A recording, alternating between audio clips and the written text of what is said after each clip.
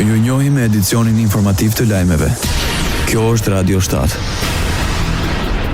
Komisioni Shtetëror për Parandalimin e Korrupsionit në Republikën e Maqedonisë së Veriut do të përcaktojë nëse ka konflikt interesi në rastin e tendereve pranë Ministrisë së Transformimit Digjital. Pas raportimeve në media, Komisioni kundër korrupsionit do të hetojë nëse ka konflikt interesi.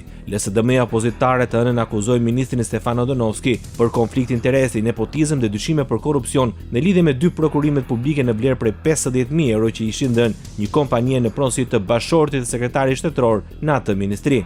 Ministri i Transformimit Digjital Stefan Andonovski i hodhi poshtë pretendimet e opozitës.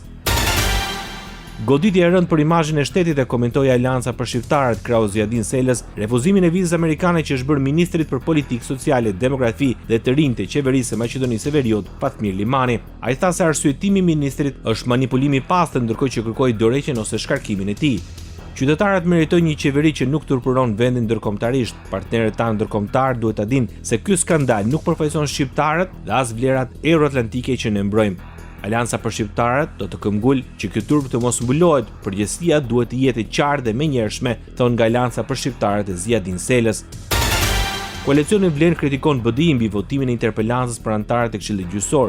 Këshilli Gjyqësor dhe gjithaj grup që është ende në pozicionet e tij sipas Vlen e ka shkatruar besimin në drejtësi duke ulur atë në vetëm 2%. Sipas forcës bashkëqeverisë, një nga gjyqtarët është i përfshirë në skandale si Target Fortesa, ndërsa miku i tij, Enver Bexheti, shpëtoi Sasho Mjalkovin dhe përfundoi në listën e zezë të SBA-s bashkë me Artan Grubin, thon nga koalicioni i qeverisë Vlen. Radio 7, zëri pozitiv i qytetit.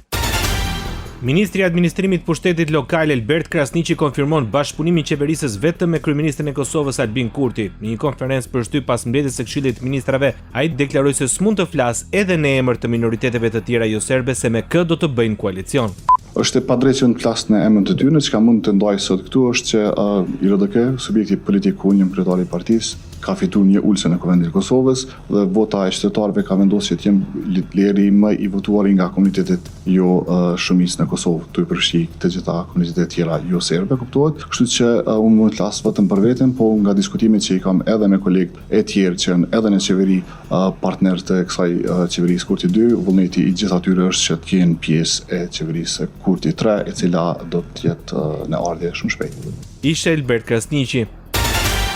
Kosova nuk ka plan të bëjë shërbim të detyrueshëm ushtarak, por në vend të kësaj do të jepet mundësia që të gjithë qytetarëve vullnetarisht të kryejnë trajnime që të bëhen pjesë e sistemit të mbrojtjes së forcës së sigurisë Kosovës. Kjo parashihet nga koncepti i mbrojtjes gjithëpërfshirëse të cilin qeveria e Kosovës e miratoi, e që sipas ministrit të mbrojtjes e Jug Maqedonsi është më i avancuar se sa sistemi i shërbimit të detyruar ushtarak. Ndoqët lajmet shkurt në Radio 7, zëri pozitiv i qytetit.